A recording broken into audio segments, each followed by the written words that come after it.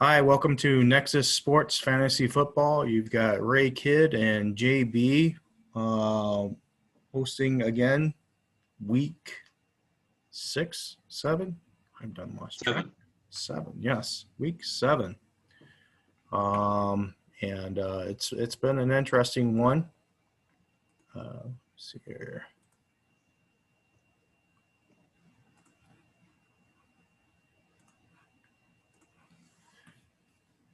Had a couple of good matchups, but then most of the league this week had a bunch of blowouts.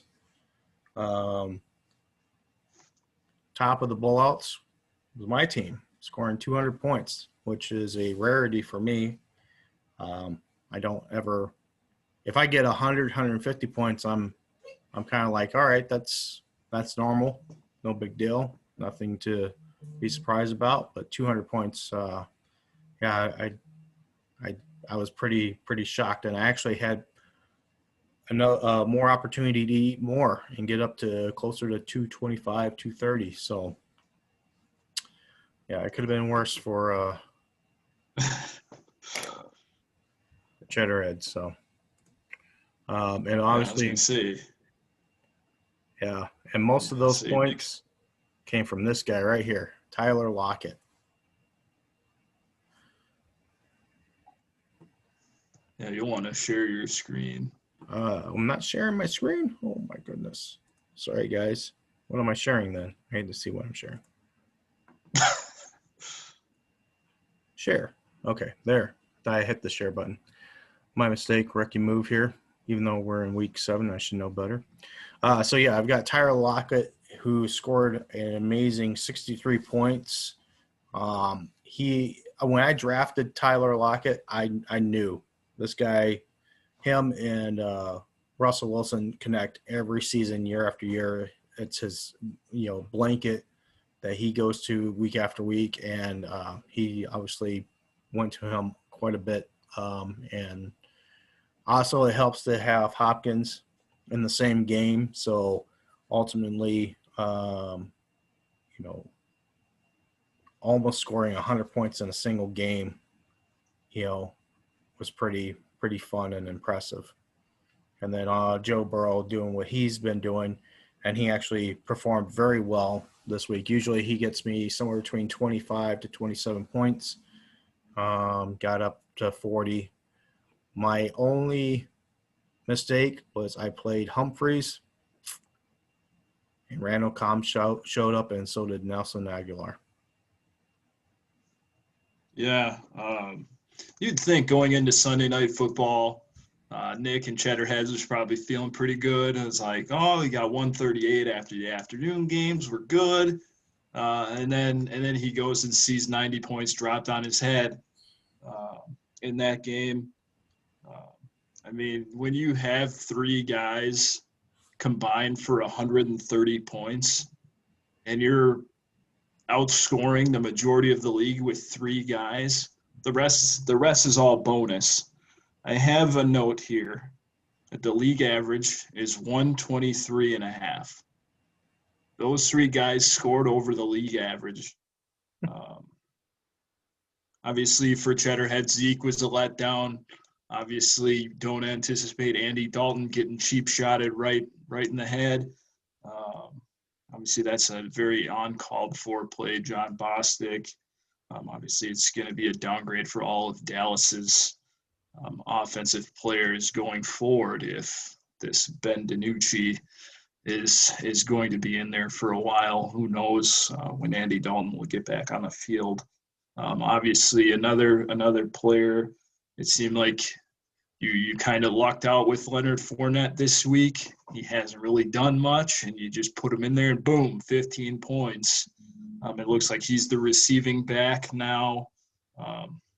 As they're they seem to be phasing out LaShawn McCoy, who has been a fantasy darling for many years, but those many years are a couple years behind us now.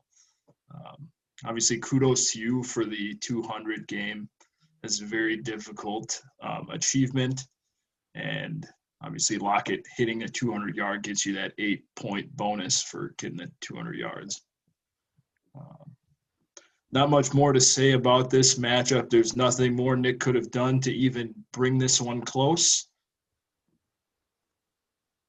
Yeah. Sorry, Nick. Had to bust it wide open on somebody.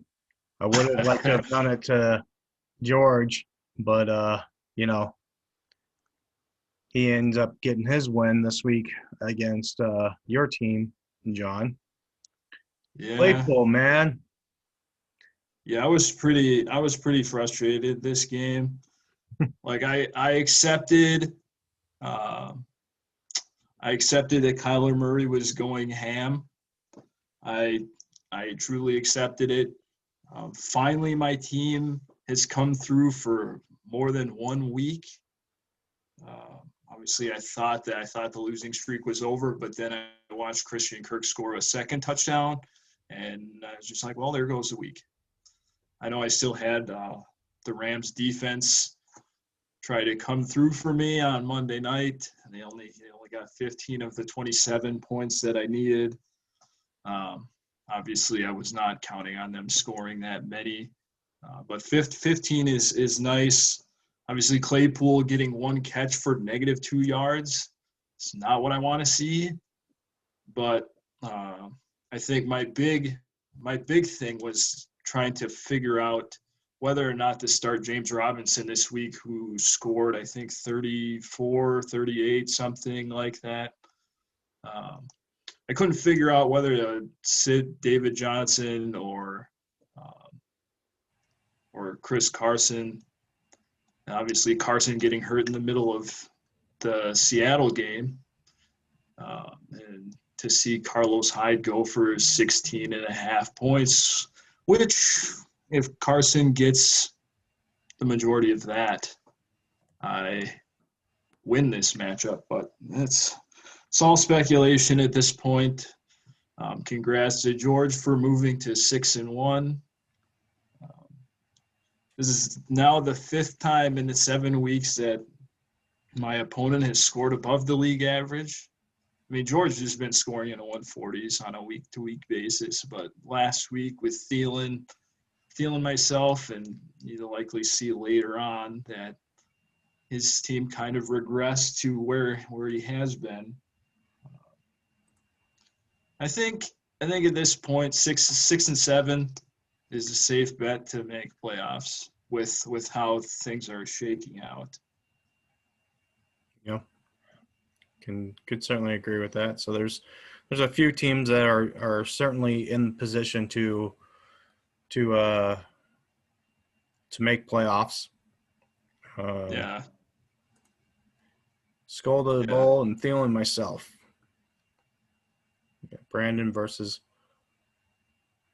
Oliver. Yeah, just crushed him. I mean, Tom Brady delivered an old school performance, 38 points. Obviously playing Cam over Wentz, and he could have played Cam last week. I would have been cool with that.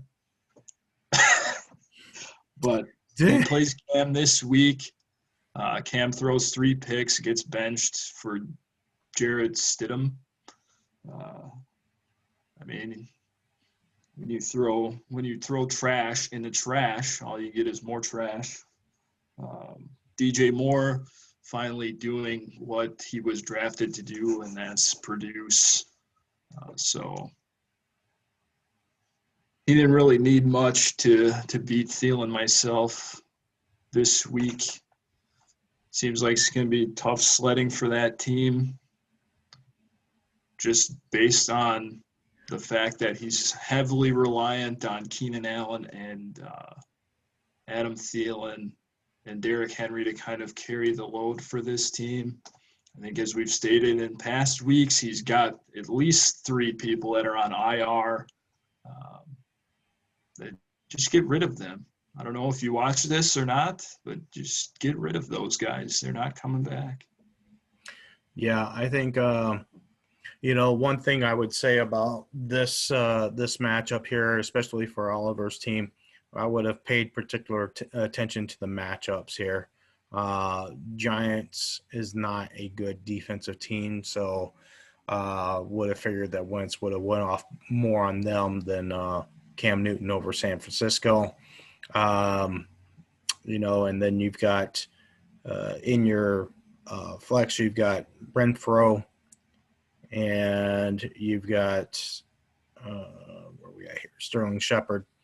And though Sterling Shepard has not really been productive historically this season, might have went to Sterling Shepard this matchup versus trying to go for Renfro over when he's playing Tampa Bay. That might have been the difference maker. This is a killer here. Defense not putting up any points for you, giving up a ton, but especially when you're playing Carolina. But that's the difference maker for him is those two positions. For Brandon's team, I don't think he could have played it any better. Nope. I think he actually maximized his opportunity. So well played there to Brandon. Moving on, we've got the Johnsons and Minnesota Madmen. This is the closest matchup for the weekend that we had. JJ's team pulls it out, gets that 3 and 4 spot. Yeah, all I have written down is UGLY. You ain't got no alibi. This matchup was ugly with 8 G's. Ugly. That's all I have to say. Each of the 2 players had three players score in double digits. We'll see Russ at quarterback. This is the difference. JJ's bench performed admirably. So Scotty Miller is definitely in play this week with Godwin out with broken finger. I don't know why he played Le'Veon Bell over DeAndre Swift after what we watched last week. Maybe he was just a Le'Veon Bell fan and wanted to see how he runs. But yeah, bench looks great. But if you would have taken the L, you would have felt a lot worse about bench doing work. Obviously, Aaron's, this is very patchwork lineup. He had a lot of guys on bye week. He had Michael Thomas injured with hamstring injury. He could have played Fulgham, but I feel like the 3 guys that he did play in terms of wide receiver and the flex are probably better options than Fulgham. With Deshaun Jackson, I believe, came back this week just to get hurt again. Yep. And this is kind of one of those things that I talked about in the past, when we were talking about Claypool and Fulgham, about having them show consistency in numbers. Right now, Fulgham's consistent. I would be starting him immediately. I would not let him in a bench anymore. He's getting the targets. He's showing production. He's getting well over 50 yards a game. So he's an immediate start. I would put him in moving forward if I'm Aaron. He's proven that he can put up solid numbers. I understand you've got some, highly named players like Robert Woods that you're expecting better production out of. But I think the chance here would have been over, taking Tim Patrick out and putting Fulgham in. I think last week we had talked about Tim Patrick and how he had gone over 100 yards. I think it was either 2 or 3 games straight. Obviously, the targets were there. You're thinking maybe New England defense is gettable in that situation. But obviously, this is a tough play. And I think this comes down to, again, the matchup. Who's Denver playing against? They're playing against Kansas City. Who's, Philly playing against? The Giants. That's where you got to kind of look at is who's playing who, what's the matchups there. Yeah, I think his thought process on this one was KC's going to go out, so Denver's going to be throwing a ton. And maybe a bunch of those targets go Tim Patrick's way. And he had been getting plenty of yards, but obviously Kansas City's defense is pretty tremendous. Obviously, the game got out of hand. There was a ton of snow in that game, so it maybe throw this one out. But yeah, Yeah. Fulgham is definitely a start over Robert Woods at this point. The Rams have shown that they're going to be a running team. Obviously, Mike Evans. I don't know what happened to him. I think Arian said that he's running at 80%. Yeah. But you would think an 80% Mike Evans is still better than 2 catches for 37 yards and no touchdowns. I mean, he's turned into the goal line running back this season. It seems like pretty much all of his touchdowns have come from 1 yard out. Um, Obviously, we'll see when Michael Thomas comes back. Should really boost Aaron's team as far as wide receiver is concerned. Once his running backs get healthy, I think his team might be something to be reckoned with. Yeah. But he's got a lot of Q, a lot of IR, a lot of O in his lineup. So he's kind of got to navigate the rough seas right now, and hopefully he can get back in the win column at some point. Yep. Let's move it on. Jumping Jacks. Upsets. Gus's glorious team. Big win for In a Steph. big way. In a big way. Gus's glorious team looked pretty glorious at one point in time, and I'm kind of shocked to see this slide. I believe this is 3 losses in a row for Gus's team. Yeah, ever since he traded for Christian McCaffrey, we felt like it may have been a fleece job, but he has just been getting absolutely decimated since that trade. Obviously, you'd think when you have Devontae Adams score 47 points, you're probably coasting to victory. That was not the case here. 53.4% of the team's total points scored by one guy. Obviously, like I said, with the Denver KC game, Patrick Mahomes must have been affected by the snow there. DK Metcalf, you don't get points for him running 80 yards to tackle Buda Baker. That was crazy. Ton of respect for that kid. Even in flag, you don't see guys running after a pick like that. Maybe that will inspire some people to do that, because that's something that frustrates me when I play and I just watch my team just stand there while somebody takes it back to the house. Obviously, she had a big day. Baker Mayfield throwing for 5 touchdowns, almost 300 yards. Chris Godwin scoring 23 points. She's going to have to muster up something, though she's got some good depth. Cole Beasley and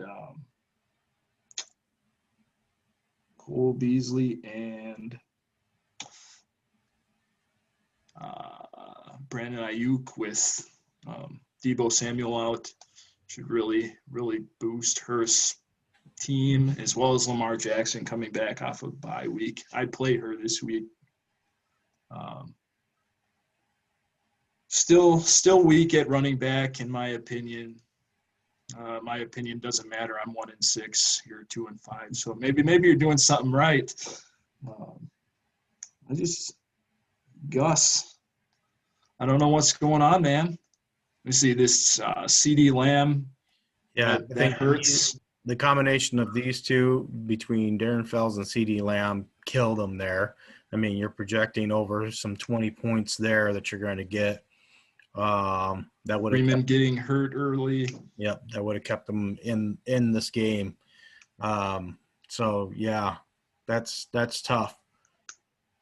Yeah, even if Metcalf gets that touchdown at the end of the game instead of the holding call, this matchup looks a lot closer than it ended up being. Yeah. Yeah, very interesting matchup there on that one. An interesting result.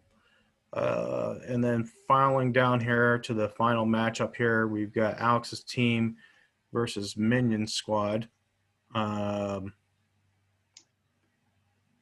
Jean-Paul pulls out the win, bringing them to 5-2. Yeah, I feel for Alex here. He's lost Saquon Barkley like week 2. He lost Dak a couple weeks ago, and now he's lost OBJ. Not to say that OBJ was an automatic start or a stud this season. He is not. He is far from it. But that's a guy that you generally can play and have tremendous upside that he showed earlier this season when he scored 3 touchdowns. I think he scored 38 points in that game. But obviously, the 3 season-ending injuries to a team can be crippling. It does look like he has found a diamond in the rough. I mean, a lot of people had Justin Herbert this season, but it's definitely a playable asset going forward. He's got a pretty much 25-point floor, which is better than what Ben Roethlisberger shows on a week-to-week basis, being the check-down king in Pittsburgh now. I don't know why he's not airing it out more, but that's kind of what Pittsburgh's on right now. He does benefit from Chris Carson's injury, Carlos Hyde. He also benefits from Kenyon Drake's injury. So he'll have Chase Edmonds usable for a few weeks. Who knows if he actually cedes the job back to Kenyon Drake, because he is actually a better talent, in my opinion, than Kenyon Drake. I know I kind of beat the drum buy low on Kenyon Drake. That drum is broken and in the trash now. He can sit on benches forever, as far as I'm concerned. Obviously, a lot of depth for Minion Squad here. Just looking at the standings, he is very, very lucky to be 5-2. He has the lowest points against, and you got to run into some real teams at some point, and it may be coming soon. Yeah.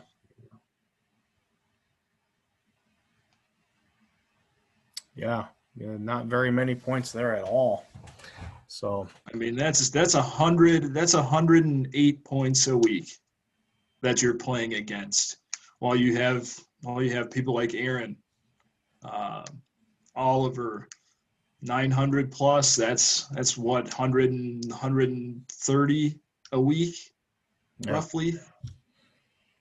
I mean, it's a killer, but if you make trades and adjust your team accordingly, you can definitely make up for that spread.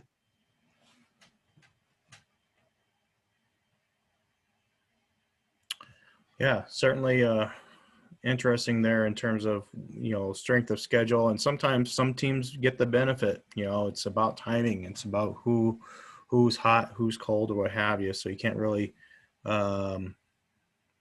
predict those things, and sometimes it's luck of the draw. But I mean, even look at the range of the 5-2 teams. You have over 1,000 points. Minion Squad has 830. So you've got a almost 200 point range of points for between the 3, 5, and 2 teams, and almost the same thing with the 3 and 4 teams. You have 130 point spread between them, and then you look at the points against, and it's kind of a mixed bag as far as what the point spreads are. Like Aaron's got a negative point spread, but he's put up a ton of points. Gus's point spread is 10 points in a positive, and then you have JJ who's basically 100 points behind the 8 ball. In my situation, I'm 1-6, and I have a minus 95 point spread. I mean, that indicates that my team is probably better than 1-6, but it's just been tough luck, and hopefully that flips here. in the final 6 weeks. Make that final push. Like I said, 6 and 7, in my opinion, looks like the goal to get that 6th spot. So George is probably in great shape. You're in great shape, Brandon. Minion Squad may start to kind of regress to the mean a little bit and face a tougher schedule. Who knows if he's already faced the lower tier teams in the league and has gotten those easy wins, so to speak. I think regression to the mean for one or two of these teams in the top 6 is due. Just based on the points for, points against. Yeah. But the week 8 matchup should really help spread out the standings a little bit. You have Brandon going against George, 5-2 versus 6-1. I have 3 stars next to that one. My matchup of the week. Both teams very, very solid so far. You and JJ go against each other, 3-4 versus 5-2. Same thing for Aaron and Minion Squad. I think Aaron's team can likely get off the schneid here and get back in the win column, kind of helping that regression to the mean for Minion Squad, like I was saying. Alex and Gus, both 3-4 playing each other. Me and Steph, 1-6 versus 2-5. And then Nick and Thiel and myself, 4-3 versus 2-5. So there could be a lot of separation in the standings after this week, especially if George wins. He could potentially have a 2-game lead on the next team in the standings.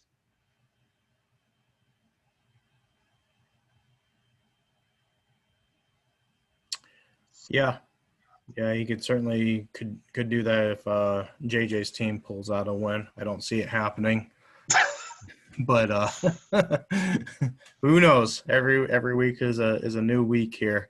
So, let's talk about something that teams may not be considering. We've had to battle with COVID, we've had to battle with injuries, we've had to battle with bye weeks. What about NFL trade deadline?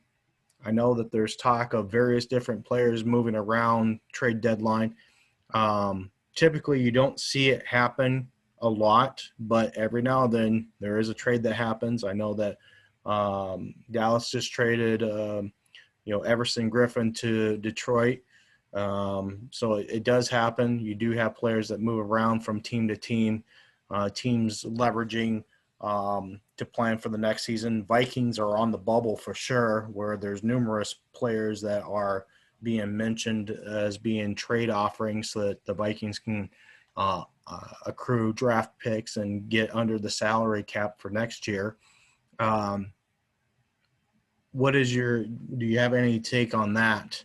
And is there any particular player that comes to mind that may have some fantasy football impact potentially?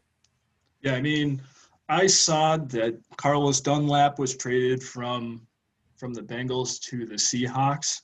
He might be able to help their pass rush. That could be kind of a big deal down the stretch. They've struggled in pass rushing. Obviously, Sunday was the biggest detriment to their pass rush capability, as they did not touch Kyler Murray on Sunday. I did see Will Fuller possibly to the Packers. That would be huge. Addition for Aaron Rodgers, kind of takes some of the load off of Devontae Adams. Obviously, we know what Will Fuller does when there is actually an alpha receiver opposite him. Will Fuller was tremendous when healthy, playing alongside DeAndre Hopkins in Houston. There's been some calls on Randall Cobb. I don't know if Randall Cobb is still that dude, but he did catch 8 targets for 95 yards for Houston Sunday. Obviously, injuries, people coming back from IR kind of changes things, and that's kind of something I will touch on in the free agent waiver wire piece here. Obviously, I think the trade deadline's Tuesday. Mm-hmm. So there's a lot of things that can happen between now and Tuesday. Obviously, you have to pay attention to some of that because with trades, players cannot actually play for the team for 5 days because they have to clear COVID guidelines before they can actually enter the facility. But as far as the news that's out there right now, Will Fuller is probably the most impactful of potential trade players to be traded. Yeah. I know it's not necessarily per trade, but you also have Antonio Brown that's coming in for Tampa Bay. The timing could not be better for him as Godwin has his injury that has happened. So it's basically interchanging wide receivers from one receiver to the next, but definitely an opportunity there until Godwin gets better.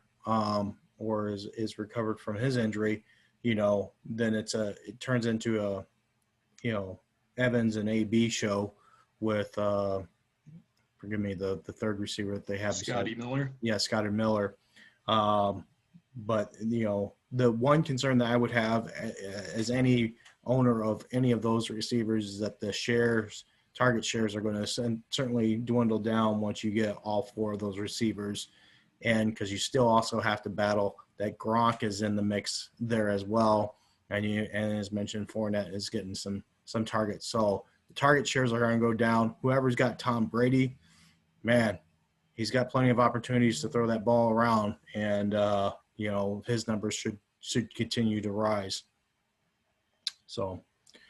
One other player that I'd like to touch on, and I'm hoping that it happens. I haven't seen anything about it happening. But Ryan Fitzpatrick to Dallas, make it happen, please, NFL. Let this happen. We need an actual competent quarterback that loves to air it out in Dallas. I don't actually like the Cowboys. I just know that they're on our screen pretty much every Sunday. Joe Buck and Troy Aikman love them. So if they're going to be plastered on our screens, I want to see some sort of competency, given that they have three capable wide receivers. Please, Ryan Fitzpatrick to Dallas. I'd actually kind of root for that. I can't stand Dallas personally, but that guy Ryan Fitzpatrick has obviously put his heart and soul into playing the game and playing for Miami, and it's kind of a crappy situation there for him. But if the opportunity presented itself where a trade could happen there for him, I as a fan of the game would certainly endorse that move because the guy deserves that starting role. I know he's got his streaks and craziness of wins and things of that sort, but ultimately the guy's a team player. So let's see here. Looking for waiver wire. Where's this at here? Let's forget.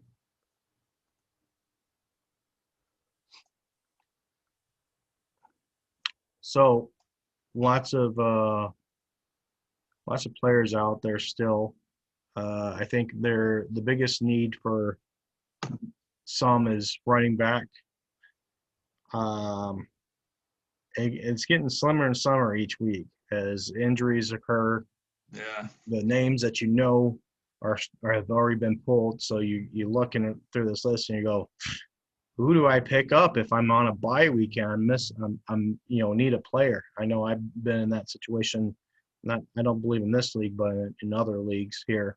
So it's definitely hard to figure out who's the guy that you can pick up that's going to be productive for you, at least to fill in a hole there.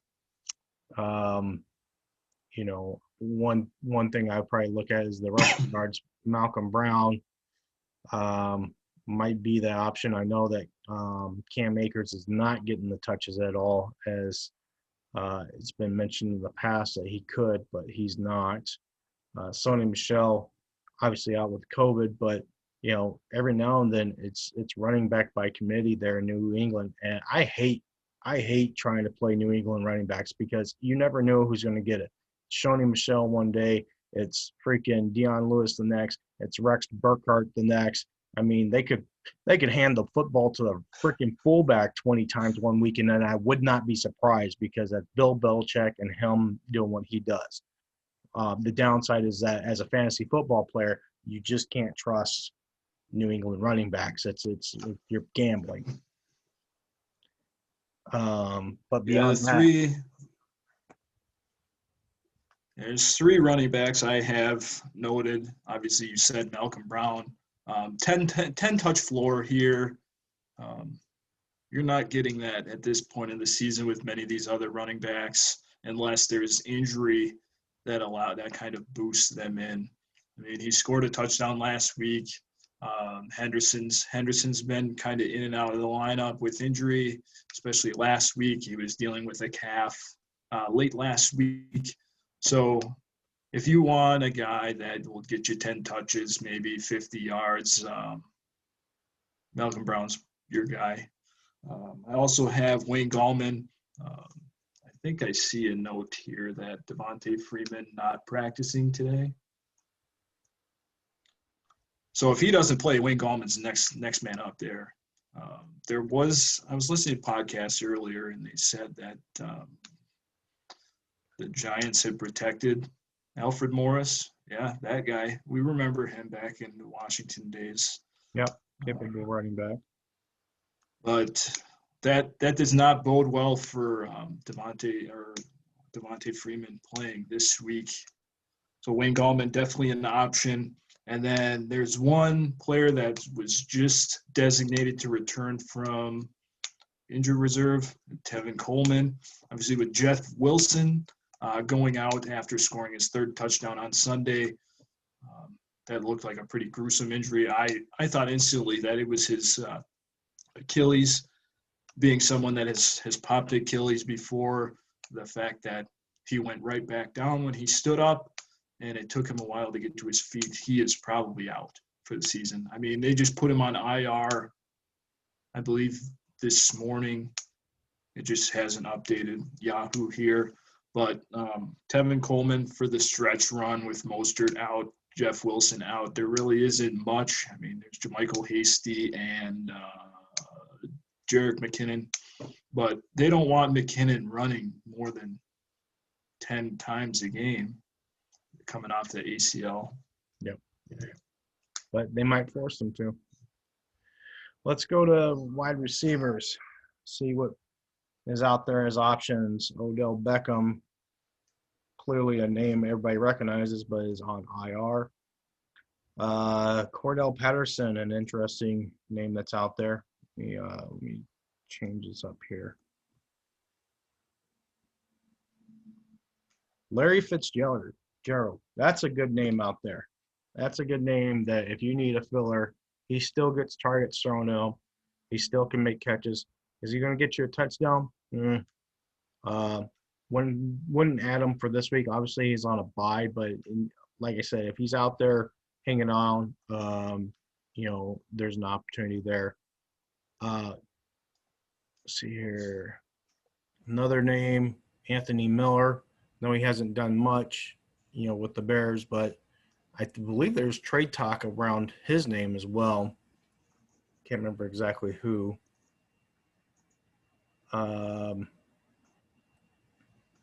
Obviously, you got Marvin Jones out there, capable receiver. I don't know why he's not producing. I would have figured, opposite Kenny Golladay, you get more touches with Marvin, but I know that Danny Amendola has also had snagged up a bunch of touches there. After that, it kind of gets a little tough, Yeah, I have Curtis Samuel noted as well. Um, he just came back from injury. I think it's either this week or last week, but they're manufacturing touches for him. Obviously, in terms of catching the football, he is a distant third behind Robbie Anderson and DJ Moore. But he is getting touches out of the backfield. He scored a rushing touchdown on Sunday, so that may bode well for his touch floor at the very least going forward. Jalen Rager just got back to practice for Philadelphia. He should be a name to monitor. And then I wrote Gabriel Davis here. Obviously, it's all related to John Brown and his injury. If he aggravates injury later on, Gabriel Davis very high upside, deep threat for Josh Allen and his 70-yard cannon. Yep. And then just in case, no, there's not a lot, but tight ends. Greg Olsen. It's basically the same guys we've been talking about every week. Gerald Everett with Tyler Higbee out, potentially extended absence for him. This Harrison Bryant, you obviously have to monitor if Austin Hooper is going to be out multiple games with his appendectomy that he had to get late last week. Richard Rodgers, dial it up. He's the only healthy tight end for Philly right now. He's soaked up a ton of targets. I think he had a career high in yards this past week, and it doesn't look like Goddard's coming back this week. So kind of get that 1 week fill in if you need somebody to cover a bye week. I get he's not on this first page, but it's definitely an option. And then I think we're just going to keep beating the drum for Irv Smith until he gets on a roster. There's trade talk of Kyle Rudolph going somewhere, and if that happens, don't miss the boat on Irv Smith. The kid's a hell of an athlete. Obviously, with more coverage coming for Justin Jefferson and Adam Thielen, there's going to be a lot of one-on-one opportunities for Irv Smith, whether it's him going against a linebacker that he can probably easily beat because like I said, he's a hell of an athlete. He will win those contested catches more often than not. I mean, there's a reason why he wears number 84. Yep. All right.